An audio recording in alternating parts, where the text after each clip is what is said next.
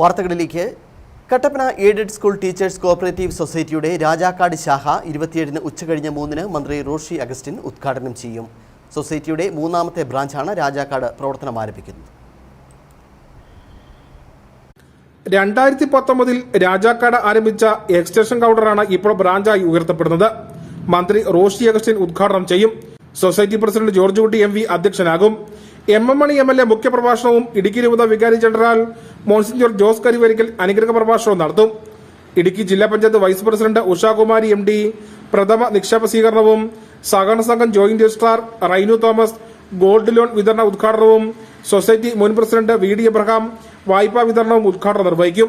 6 വർഷക്കാലമായിട്ട് high range മേഖലയിലുള്ള അധ്യാപക അനധ്യാപകരുടെ ക്ഷേമത്തിനായിട്ട് പ്രവർത്തിച്ചു വരുന്ന ടീച്ചേഴ്സ് സൊസൈറ്റി അതിന്റെ 3ാമത് ശാഖയാണ് രാജാക്കാട് ഇപ്പോൾ ആരംഭിക്കുന്നത്.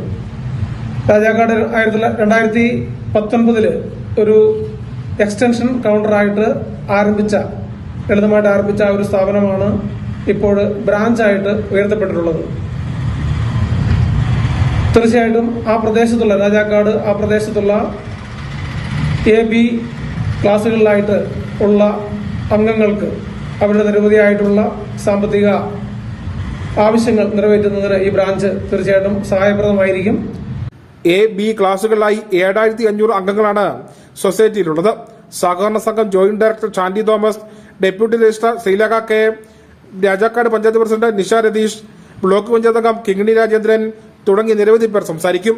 വാർത്താ സമ്മേളനത്തിൽ M.V. George Kutty, Deepu Jacob, Shirley K Paul, Abraham Dominic, Honeymol Sebastian എന്നിവർ പങ്കെടുത്തു. News bureau, Kattappana.